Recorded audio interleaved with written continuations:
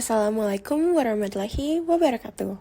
Perkenalkan saya Novitri selaku moderator dan dibersamai teman-teman saya yaitu Muhammad Dwafa Putra Firmansyah, Haidar Fatih Ramzi Taher, Nathanael Troy Martua. Kami kali ini akan membahas mengenai hukum pajak, yaitu representasi negara dalam merealisasikan bonum publikum. Baik, rumusan masalah yang kami bawa pada saat ini. Yang pertama, bagaimana implementasi pemerintah dalam mewujudkan kesejahteraan bersama, bonum publikum. Yang kedua, bagaimana cara pemungutan pajak di Indonesia. Serta yang ketiga, kenapa pemungutan pajak di Indonesia belum sesuai dengan bonum publikum. Implementasi pemerintah mewujudkan bonum publikum. Negara Indonesia adalah negara hukum berdasarkan Pancasila dan Undang-Undang 1945. Dalam perkembangannya, telah menghasilkan pembangunan yang pesat dalam kehidupan nasional yang perlu dilanjutkan dengan dukungan pemerintah dan seluruh potensi masyarakat. Dalam menyelenggarakan pemerintahan, negara mempunyai kewajiban untuk menjaga kepentingan rakyatnya, baik dalam sidang kesejahteraan, keamanan, pertahanan, maupun kecerdasan kehidupannya. Keberhasilan pelaksanaan pembangunan memerlukan dana yang tidak sedikit. Kebutuhan untuk pembangunan sifatnya proporsional dan disesuaikan dengan kebutuhan pembangunan yang sedang dan akan berlangsung. Kebutuhan akan dana pembangunan dapat diperoleh melalui berbagai cara, yang kesemuanya diharapkan dapat memperkuat sektor keuangan negara. Dalam hal ini adalah sektor pajak. Pajak merupakan sumber pendapatan negara yang sangat penting bagi penyelenggaraan pemerintahan dan pelaksanaan pembangunan nasional, sehingga pemerintah menempatkan kewajiban pajak sebagai salah satu perwujudan kewajiban kenegaraan yang merupakan sarana dalam pembiayaan negara dalam pembangunan nasional, guna tercapainya tujuan negara. Penting dan strategisnya peran sektor perpajakan dalam penyelenggaraan pemerintah dapat dilihat pada anggaran belanja negara atau APBN dan rancangan APBN setiap tahun yang disampaikan pemerintah, yaitu terjadinya peningkatan persentase sumbangan pajak dari tahun ke tahun. Sumbangan penerimaan negara berdasarkan Undang-Undang APBN terdiri dari penerimaan pajak, penerimaan negara bukan pajak, dan hibah.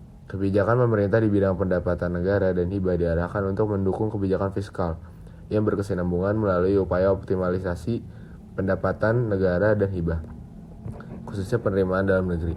Hal ini sesuai dengan peran pendapatan dan hibah sebagai sumber pendanaan program-program pembangunan. Sebagai kontributor utama bagi penerimaan dalam negeri, kebijakan pendapatan negara dan hibah tetap diarahkan untuk optimalisasi penerimaan dalam negeri.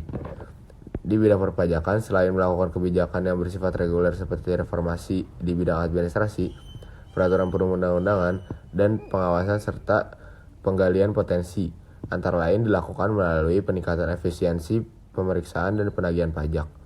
Di bidang PNBP, kebijakan yang dilakukan pemerintah untuk mengamankan target PNBP adalah optimalisasi penerimaan SDA, terutama dari migas, peningkatan kinerja BUMN, serta optimalisasi PNBP. Berdasarkan yang di atas, tampak bahwa pajak merupakan salah satu sumber penerimaan negara yang sangat penting bagi penyelenggara pemerintah pelaksanaan pembangunan nasional. Sosialisasi merupakan langkah penting untuk menyebarluaskan langkah-langkah pemerintah untuk mempermudah masyarakat dalam membayar pajak serta kemudahan untuk mendapatkan informasi perpajakan yang dibutuhkan, khususnya yang berkaitan dengan tata cara perpajakan. Tata cara pemungutan pajak merupakan cara yang ditempuh oleh fiskus atau pemerintah dalam memungut pajak sehingga pajak dapat terpungut sebaik-baiknya untuk memenuhi kas negara, dengan memperhatikan efisiensi, efektivitas, kesederhanaan, keadilan, dan kepastian hukum bagi wajib pajak. Cara yang ditempuh ini merupakan langkah untuk mempermudah pemungutan pajak dan mempermudah masyarakat atau wajib pajak untuk memenuhi kewajibannya dalam membayar pajak. Melalui proses penyadaran dan sosialisasi juga akan terbangun pengetahuan, kesadaran, dan kerelaan masyarakat untuk membayar pajak sesuai dengan kewajibannya. Pemungutan pajak dapat dikelompokkan menjadi pajak daerah dan pajak negara atau pajak pusat.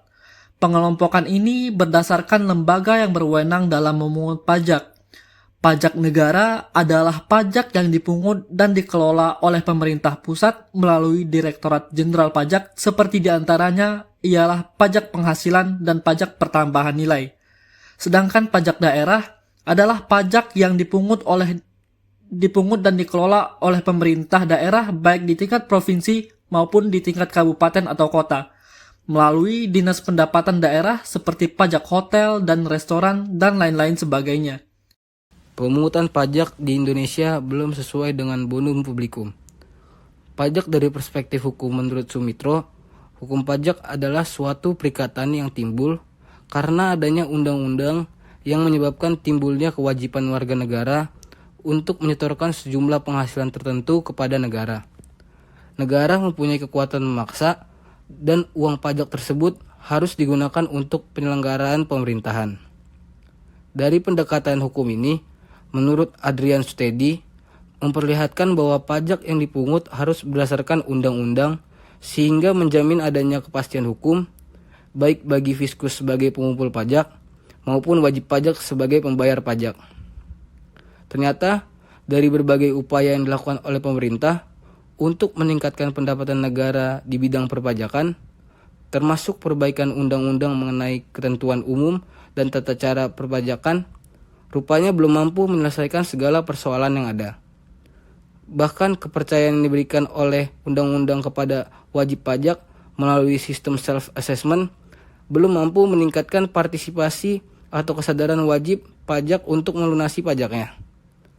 Malah dari berbagai penelitian yang dilakukan bahwa tingkat kebocoran di bidang pajak ada pada penerapan sistem yang diterapkan sekarang.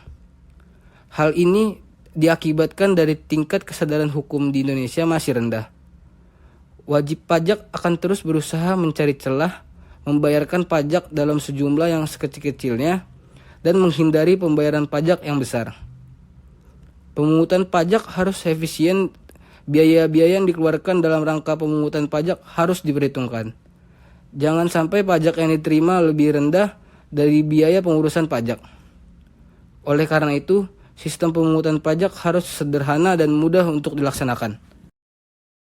Oke, kita bisa tarik kesimpulan bahwa pajak adalah sumber pendapatan vital bagi pemerintah yang memungkinkan untuk membiayai pelayanan dasar dan infrastruktur untuk warga. Tentu saja pendapatan tidak secara otomatis digunakan untuk kepentingan sosial semacam itu. Akan tetapi, kalau pemerintah memperoleh pendapatan dari pajak, warga dalam posisi yang jauh lebih kuat untuk mendesakkan tekanan agar pendapatan itu digunakan untuk pelayanan publik. Pemungutan pajak tidak sekedar menjadi kewajiban, tetapi juga terdapat hak yang melekat. Penerimaan pajak digunakan untuk membangun nasional serta memperkuat ketahanan ekonomi nasional yang dilaksanakan pemerintah pusat dan pemerintah daerah. Sumber pendanaan yang diterima oleh negara harus dikelola dengan kebijaksanaan yang tinggi, serta dialokasikan untuk kesejahteraan rakyat. Sumber pendapatan negara adalah hak pemerintah pusat yang diakui sebagai penambah kekayaan bersih, terdiri dari seluruh klasifikasi penerimaan pajak. Pajak merupakan sumber pendapatan negara yang sangat penting bagi penyelenggaraan pemerintah dan pelaksanaan pembangunan nasional, sehingga pemerintah menempatkan kewajiban perpajakan sebagai salah satu pewujudan kewajiban kenegaraan yang merupakan sarana dalam pembiayaan negara dalam pembangunan nasional guna tercapainya tujuan negara. Penting dan strategisnya peran serta sektor perpajakan dalam penyelenggaraan pemerintah dapat dilihat pada anggaran belanja negara APBN dan rancangan APBN setiap tahun yang disampaikan oleh pemerintah, yaitu terjadinya peningkatan persentase sumbangan pajak dari tahun ke tahun. Hukum pajak seringkali mengalami perubahan akibat terus disesuaikan dengan kondisi sosial dan ekonomi masyarakat. Meskipun demikian, tentunya sebuah regulasi harus didukung oleh kesadaran masyarakat yang tinggi dalam mematuhi regulasi agar terlaksana dengan baik dan terciptanya bonum publikum. Oke, baik, mungkin itu saja presentasi dari kami. Kami mohon maaf bila kami melakukan kesalahan atau ada tutur kata kami yang salah. Sekian dari kami. Wassalamualaikum warahmatullahi wabarakatuh. Shalom, swastiastu, namo buddhaya. Salam kebajikan bagi kita semua.